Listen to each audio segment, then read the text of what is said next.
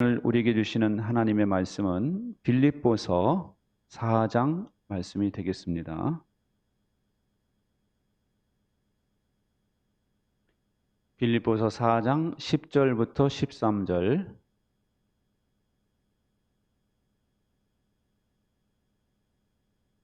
다 찾으셨으면 자리에서 일어나셔서 저와 여러분이 한 절씩 교독하겠습니다. 빌립보서 4장 10절부터 13절입니다. 나를 생각하는 마음이 여러분에게 지금 다시 일어난 것을 보고 나는 주님 안에서 크게 기뻐하였습니다. 사실 여러분은 나를 항상 생각하고 있었지만 그것을 나타낼 기회가 없었던 것입니다.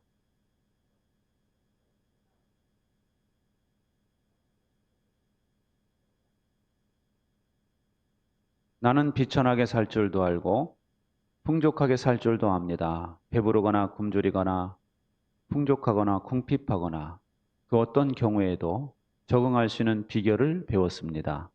나에게 능력을 주시는 분 안에서 나는 모든 것을 할 수 있습니다. 아멘. 자리에 앉으세요. 미국에서 오랫동안 생활을 했던 교포가 모처럼 만에 고국을 방문을 했대요. 실제로 있었던 일인데요. 서울에 도착을 해보니까 그 브랜드 아파트가 빌딩처럼 솟아있고, 그리고 그 첨단 그 장치들이 설치되어 있는 걸 보고 대단히 놀랬답니다. 예를 들면 차량 번호를 인식하고 이 주차가 딱 이렇게 열어주잖아요. 그리고 내 차가 어디 있는지도 확인해주고, 그리고 비대가 또 방마다 설치되어 있잖아요. 집마다. 미국은요, 부자들이나 비대가 있답니다. 아직도. 우리는 회사마다, 가정마다 비대가 설치되어 있죠. 그리고 대중교통 시스템에 감동을 했는데, 그 버스 정류장에 서 있으면 내가 타려는 버스가 어디에 오는지 알 수 있잖아요. 얼마 후에 도착한다. 또 택시도 카카오톡으로 이렇게 부르면은 그냥 알아서 내 앞으로 딱 오지 않습니까? 깜짝 놀랐대요. 그리고 그 지하철도 스크린 도어가 있어가지고 이렇게 안전하게 보호를 했다가 열어주고 뭐 이런 것도 보면서, 또 거미줄처럼 이 지하철이 잘 돼 있고 너무너무 연결이 잘 돼 있다는 거예요. 그래서 깜짝 놀랐고요. 또 우리 전화 한 통이면은 배달의 민족이라 배달이 그냥 금방금방 되잖아요. 요즘엔 새벽 배송이라고 그래가지고 새벽부터 쿠팡 뭐 이런 데서 막 배달하지 않습니까? 그래서 막 당일 배송이 막 되고, 이런 걸 보니까 너무너무 신비롭다는 거예요. 먹고 싶은 걸 앉아서 이렇게 금방 먹을 수 있는 나라가 별로 없다는 거죠. 그리고 그 한국을 떠날 때는 상상도 못했던 일들이 지금 이 한국에서 벌어지고 있구나 하는 걸 보고 깜짝 놀랐답니다. 인터넷이 어디에서나 빵빵 터지고, 심지어는 지하철에서도 되는, 외국은 지하철에서 안 된답니다. 된다 그러면 놀란대요. 거짓말이라고 그러고. 그리고 이 건강검진을 한번 받는데 우리나라처럼 뭐 내시경하고 하면은요, 몇백만 원이 든대요.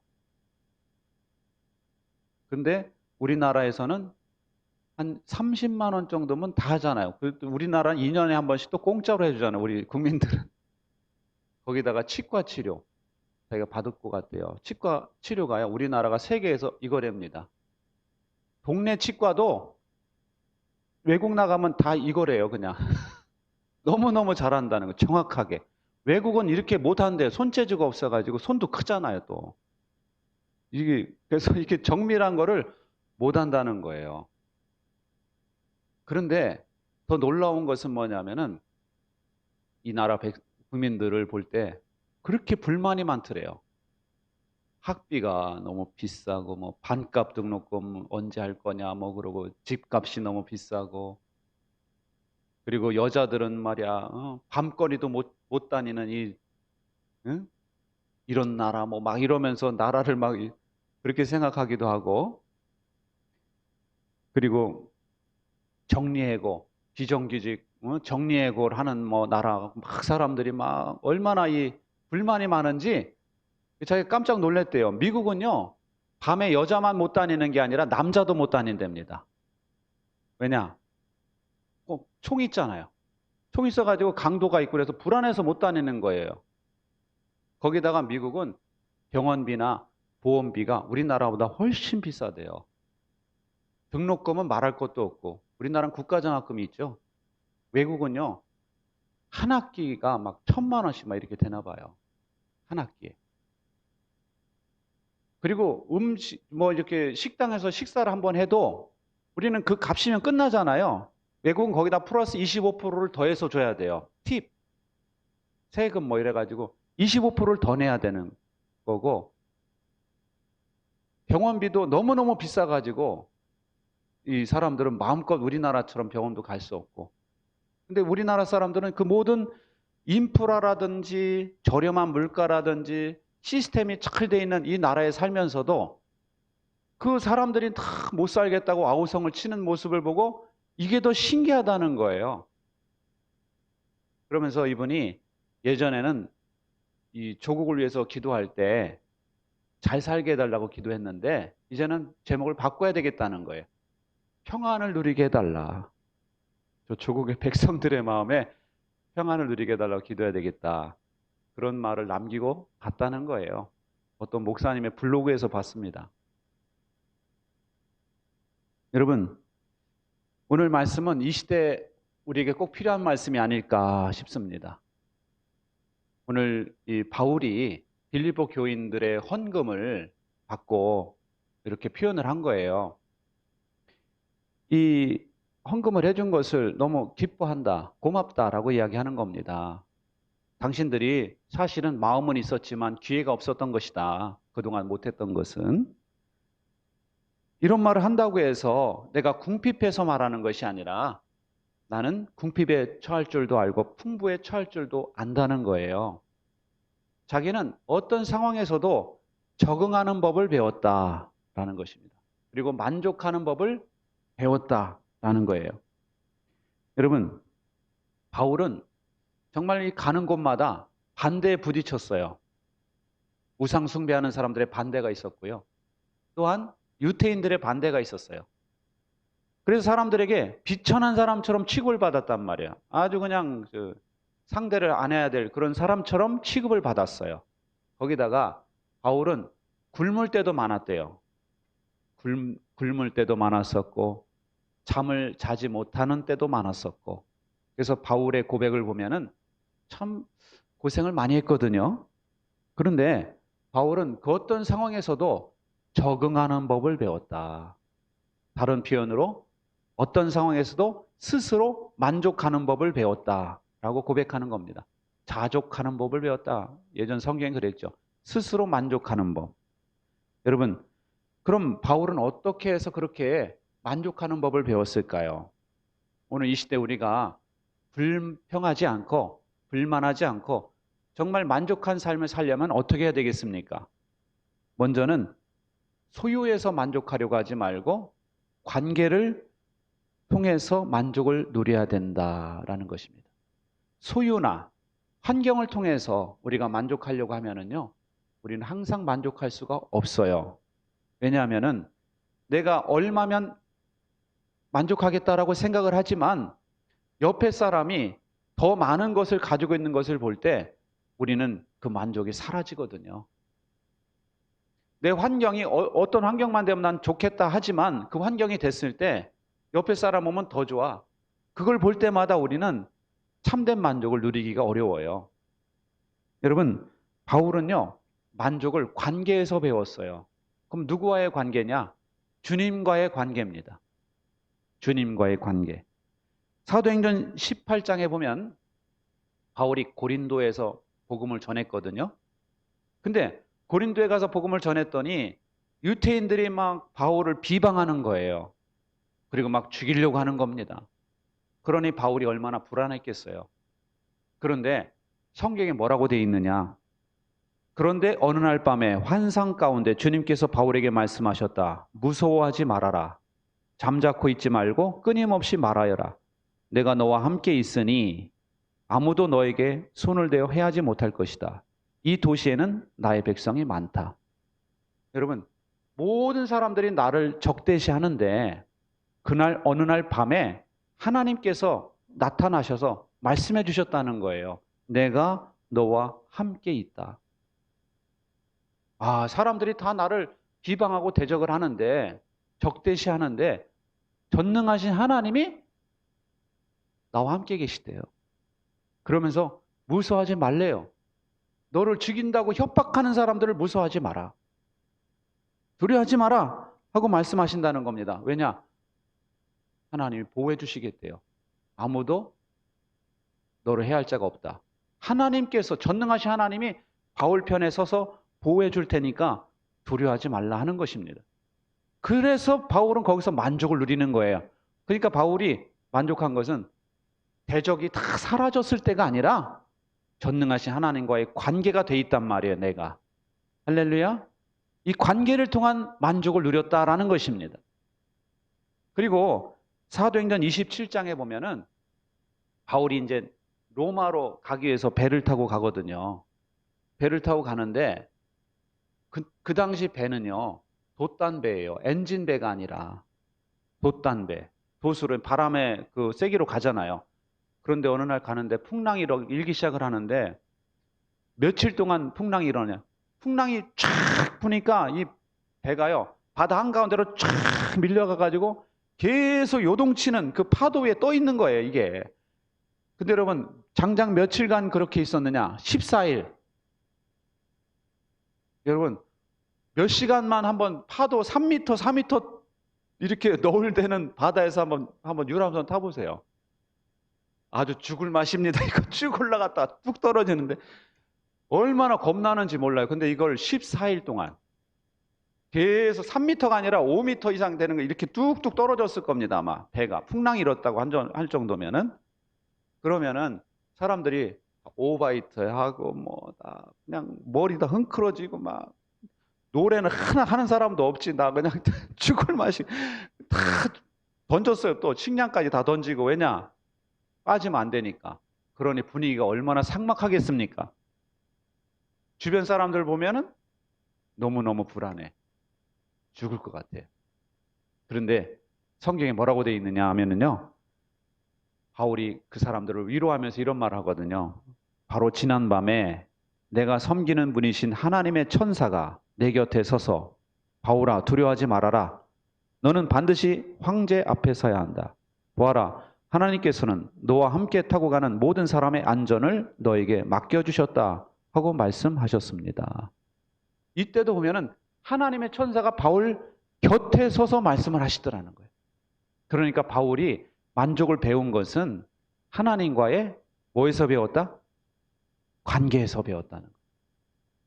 어떤 환경이나 여건에서 배운 것이 아니라 이 하나님과의 관계를 통해서 이 만족을 배웠다라는 것입니다. 하나님은 바울과 함께 동행하시면서 바울에게 말씀하시고 바울에게 필요한 은혜를 베푸시는 거예요. 그때. 그러면서 바울이 걸어야 될 길을 끝까지 걸을 수 있도록 옆에서 격려하시는 겁니다. 그 전능하신 하나님과의 관계가 되어 있어요, 나는. 그렇기 때문에 바울이 만족할 수 있었다라는 것입니다. 우리가 성경을 읽다 보면은 출애굽기 이런 데 보면은 왜 백성들이 애굽에서 이집트에서 나와 가지고 이 광야를 통과하잖아요. 그때 이 사람들이 계속 어디서 원망했다 계속 나오죠. 먹을 게 없다. 마실 물이 없다. 여기는 고기가 없다. 오이가 없다. 고추가 없다. 뭐 이런 거 계속 불평하잖아요. 우리가 그거 볼 때 이 사람 왜 이렇게 불평이 많아? 그렇게 생각했어요. 저도. 여러분도 그렇죠? 그런데요, 제가 광야에 가서 성기 순례할 때 이 관광버스 타고 가다가 내리라고 그래요. 그래서 여기서 한번 걸어보시라고 그러거든요. 광야 체험을 한다고 걸어보래요. 근데요, 내려보니까 다 사막이에요, 사막. 사막, 그늘은 하나도 없는 사막. 거길 걷는데요. 2, 30분 걸어도 헉헉대가지고 물을 찾게 돼요. 그 이스라엘 백성들이 불평하지 않을 수가 없었던 거죠. 다시 보게 되더라고요, 성경을. 아, 이 사람들이 불평할 수밖에 없었구나. 그런데요, 하나님께서는 왜 이 사람들에게 원망하고 불평했다고 왜 책망을 하실까? 하나님도 다 아실 텐데. 왜 그러셨을까요? 하나님도 그들에게 뭐가 부족한지를 아세요. 먹을 게 없다는 거 아십니다. 마실 물이 없다는 거 아세요. 그런데 중요한 것은 하나님과의 관계가 있는 거예요. 관계. 너희들은 하나님께서 이집트에서 끄집어낸 하나님이 계시고 그들을 향한 계획이 있어서 가나안 땅으로 지금 인도하고 계시는 중이고 가나안 땅에 들어가면 젖과 꿀이 흐르는 땅이 있고 계곡물이 쫙 흘러내려가 시냇물이 흐르는 그런 곳이 있고 말이죠.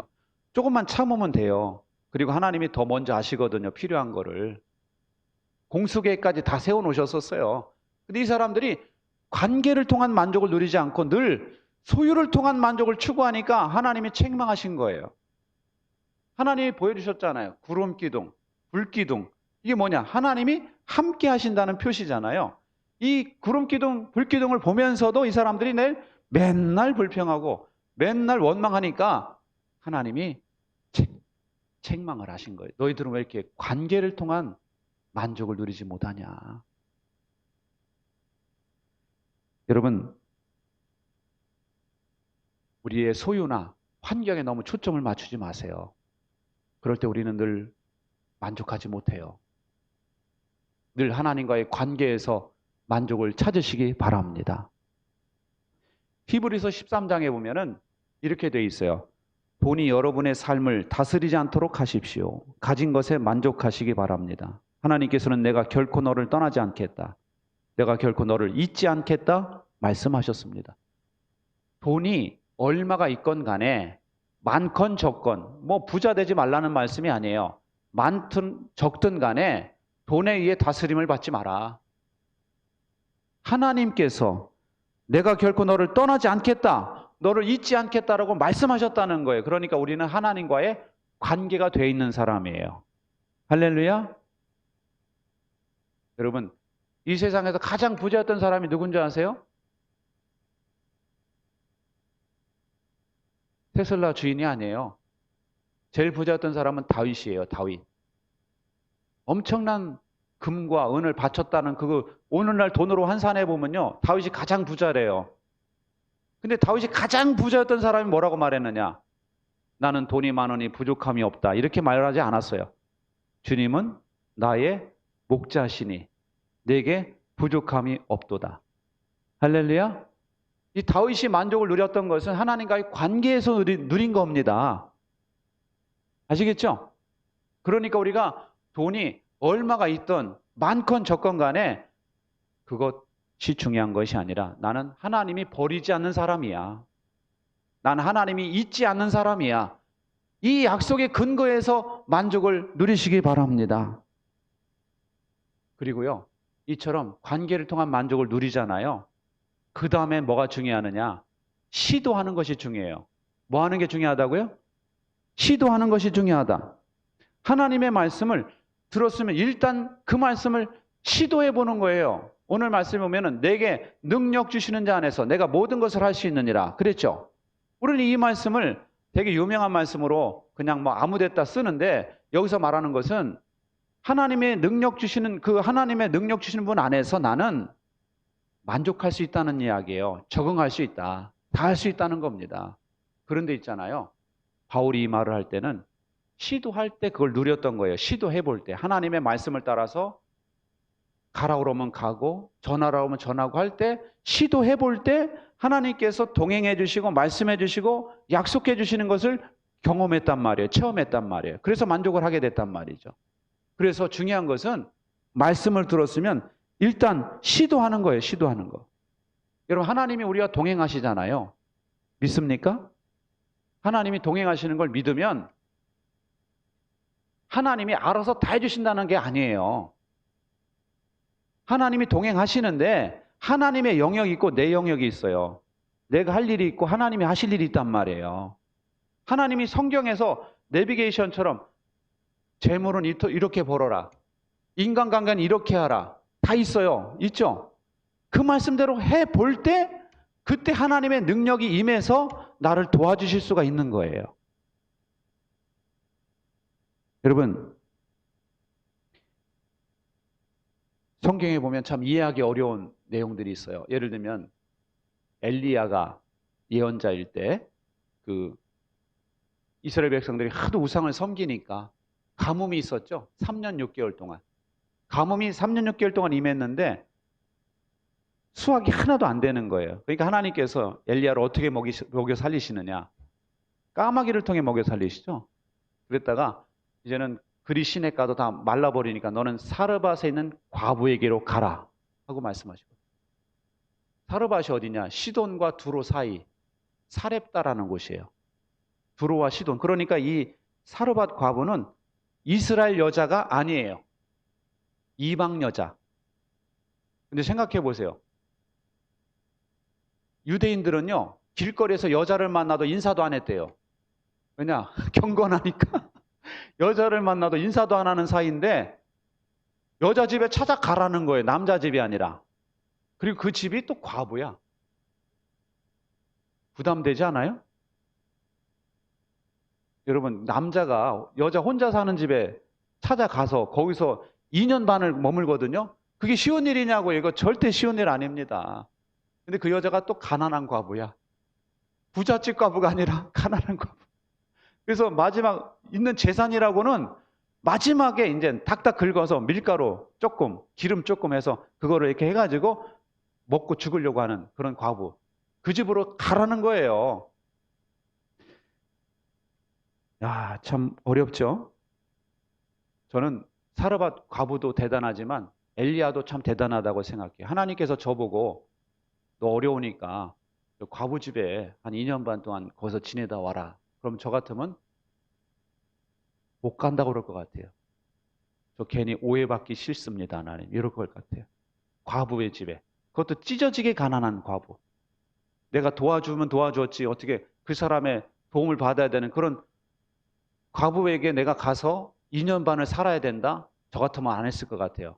그런데 여러분, 안 했다고 한다면은 그 기름이 마르지 않고 가뭄이 끝날 때까지 밀가루가 계속 있는 그 기적이 나타났을까요? 안 나타났죠. 일단 하나님이 말씀하셨으면은 시도해 보는 것입니다. 시도해 보는 것이 중요해요. 오늘날 우리도 마찬가지예요. 우리가 기도하면 하나님이 응답해 주신다는 거 알죠? 두드리라 문이 열릴 것이다. 알죠? 근데 여러분 두드리고 계십니까?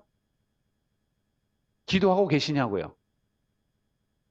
기도하는 건 알지만 제가 좀 잠이 많아가지고 새벽에 저는 못 일어나요. 아주 이게 무슨 진리처럼 이야기하는 사람들이 있죠. 저는 절대 못합니다. 기도를 절대 하셔야 돼요. 기도를 절대 하셔야 돼요. 근데 잠을 절대화하는 경우가 있어요. 그러다 보니까 기도를 하면은 은혜를 받고 능력을 체험하는데 기도를 안 하니까 은혜도 못 받고 능력을 체험하지 못하니까 맨날 하던 습관대로 불평하는 거예요. 원망하는 거예요. 그냥 하던 습관대로. 성경에 보면은 게으른 자여 개미에게 가서 지혜를 배우라 그랬죠. 예?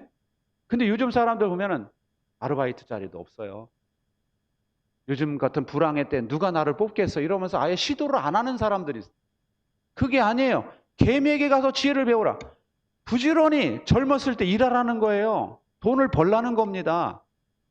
근데 요즘에는 이래서 안 되고 저래서 못 벌고 그래가지고 조금만 힘들면 사람들이 안 하려고 그러니까 외국인들만 잔뜩 들어와 있고. 그렇다고 제가 뭐 외국인 저기 하는 게 아니에요. 이거 유튜브라 제가 참 표현도 참 신경 쓰이는데 힘든 일은 다 외국인들이 하고 있단 말이에요. 왜냐하면 우리나라 사람들이 안 하려고 그래서 그래요. 젊은 사람들이 조금만 힘들면 안 하려고 그래. 그러니까 취업은 힘들다고 그러는데 자리는 또 많아. 조금 힘든 자리는. 아무 시도를 안 해보는 거예요. 그리고 특별히 우리가 만족을 위해서 시도해 볼 게 있어요. 그건 뭐냐면 감사하는 거예요.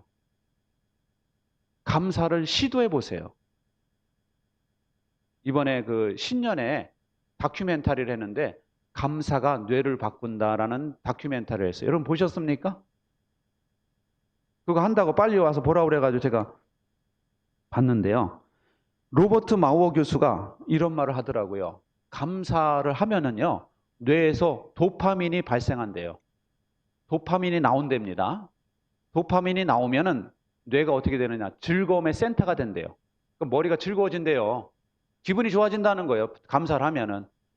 그래서 즐거움의 센터가 되면서 이렇게 되면 어떻게 되느냐? 학습 기능이 활성화된답니다. 학습 기능. 그래서 머리가 팍팍 잘 이렇게 이제 막 머리가 잘 돌아가는 거죠. 속된 말로. 그러니까 막 순기능을 발휘하는 거 이제 막. 그러면서 사람이 창의적이 된답니다. 창의적. 그래가지고 막 뭐가 생각나는 거예요. 좋은 아이디어가.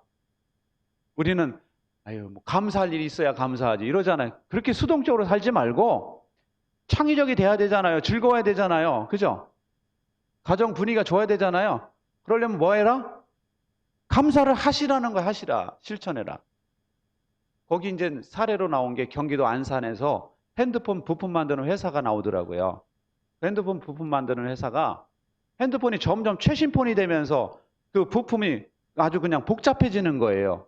그러다 보니까 자꾸 사람들이 그 직원들이 분량이 높아지는 거예요. 왜냐하면 안 만들던 걸 또 만들어야 되고 또 만들어야 되니까 신경이 예민해져 가지고 사람들이 그냥 분위기가 안 좋은 거예요. 왜냐하면 분량률은 높지 위에서 계속 쪼지 사람들은 스트레스 받지 막 이러니까. 근데 이제 CEO가 말이죠. 그 감사하면 행복해진다는 어디서 강의를 듣고 왔어.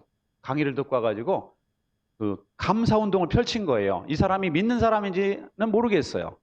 감사 운동을 펼쳐가지고 하루에 5개씩 그 단톡방에다 감사를 올립시다. 그런 거예요. 그래서 뭐 부장님이 차를 태워줘서 감사합니다. 오늘 뭐 점심 때 밥이 메뉴가 맛있어서 감사합니다. 이런 건 올리라고 그런 거예요. 그런 게 사람들이 처음에는 짜증을 내더래. 할 일도 많은데 뭐 이것까지 올리라고 그러느냐. 기브 앤 테이크 시대에 주는 것도 없으면서 왜 자꾸 감사하라고 그러느냐 하면서 자꾸 이제 짜증을 낸 거예요. 그런데 이 사람들이 억지로 하기 시작을 했대요. 근데 5개씩 올리라고 그랬더니 나중에는 50개씩 올리더래. 그게 50개가 자발적으로 한 거예요. 그렇잖아요? 자발적으로. 50개씩 올리고 나중에는 분량률이 확 떨어지더래요. 분량률이 확 떨어지면서 수주가 막 들어오더래, 수주가. 월급이 또 올라가겠죠, 월급이. 예? 선순환이 된 거예요, 선순환이.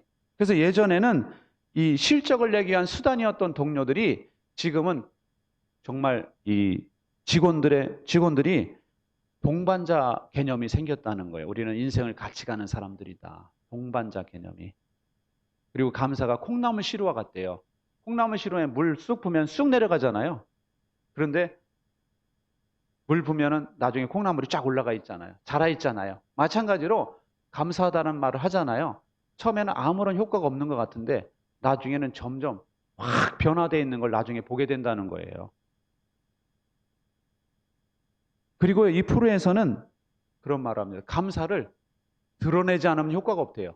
예를 들면 속으로만 생각하는 거 있죠. 아, 그 사람 참 고마운 사람이야. 이렇게 속으로만 생각하는 거. 내 마음 알지? 뭐 이런. 그게 아니라 말로 해야 된답니다. 말로. 그때 참 고마웠어. 우리 당신이 있어 내가 참 행복해. 정말 고맙게 생각해. 그리고 조그마한 쿠키라도 거가지고 갖다 주면서 표현해 보는 거. 조그마한 선물에도 사서 표현해 보는 거. 표현을 할 때 변화가 일어난다는 거예요. 자기도 변화가 되고 그 사람도 변화가 되고. 여러분, 주님의 능력은요. 이처럼 시도할 때 일어나는 거예요. 할렐루야. 오늘부터 집에서 감사를 꼭 실천하시기 바랍니다. 그냥 밥 들지 마시고 꼭 감사하다는 말을 하시고 드시기 바랍니다. 차려준 사람한테. 그분이 남자건 여자건 간에 차려준 사람한테 감사하다는 말을 꼭 전해주세요. 저도 우리 애들한테 우리 아들 다 이렇게 포옹을 해주면서 조그만 거라도 하면 고맙다라고 말을 일부러 합니다. 쓰레기를 버리거나 뭐라면 고맙다라고 해요. 사실은 지들이 더 고마워야 될 일이 많죠. 그렇지만 저는 애들한테 그렇게 하는 거는 애들이 변화가 되라고 그러는 거예요. 애들이 배워라. 너도 네 가족한테 그래라. 너도 사회 나가면 꼭 그렇게 감사가 입에 배가지고 하면 얘들 길이 열릴 거 아닙니까? 훈련시키는 거예요. 고맙다는 인사를 여러분 계속 하시기 바랍니다. 여러분 주변에 있는 사람들한테 감사한 걸 꼭 찾아내서 감사하시기를 바랍니다. 쟤는 누구 닮아서 저런지 몰라. 나도 저런 구석이 없어. 이런 말 하지 마시고 너는 참 내게 없는 좋은 그런 창의적인 면이 있구나. 고맙다 하고 언어를 바꿔보시기 바랍니다. 그럴 때 우리 삶에 놀라운 만족의 역사가 일어나는 거예요. 만족해지는 거예요. 감사를 실천하면. 여러분, 어떤 환경에서도 적응할 수 있는 것은요, 대단한 능력이에요. 그렇잖아요? 어떤 환경에서도 늘 만족할 수 있는 것은 대단한 은혜입니다. 근데 그 은혜와 능력이 누구 안에 있다? 우리 안에 있대요, 우리 안에. 근데 우리가 이걸 쓸 줄 알아야 되겠죠. 여러분, 늘 어떤 환경에서도 주님과의 관계를 기억하세요. 나는 주님이 버리지 않는 사람. 나는 주님이 늘 동행해 주시는 사람이다. 라는 걸 믿으시기 바랍니다. 그리고 말씀을 들은 것을 실천해 보세요. 특별히 모든 일에 감사하라. 이 말씀을 실천해 보세요. 실천해 보실 때 여러분 안에 만족이 충만한 그런 역사가 일어날 줄로 믿습니다. 기도하겠습니다. 좋으신 하나님, 오늘도 저희들을 불러주시고 또한 말씀으로 역사해 주시니 감사합니다. 우리가 하나님과의 관계를 기억하게 하여 주셔서 늘 하나님 안에서 만족할 줄 아는 저희가 되게 하여 주옵소서. 또한 하나님 아버지, 우리가 주님의 말씀을 실천하게 해주셔서 실천할 때 하나님의 은혜와 능력이 함께 하심을 체험하게 하여 주옵소서. 특별히 오늘 말씀을 듣고 감사하다는 말을 하기를 원합니다. 감사의 표현을 하게 하여 주셔서 하나님 아버지, 우리 삶에 참된 만족이 넘치는 삶을 살아가도록 인도하여 주옵소서. 예수님의 이름으로 기도하옵나이다. 아멘.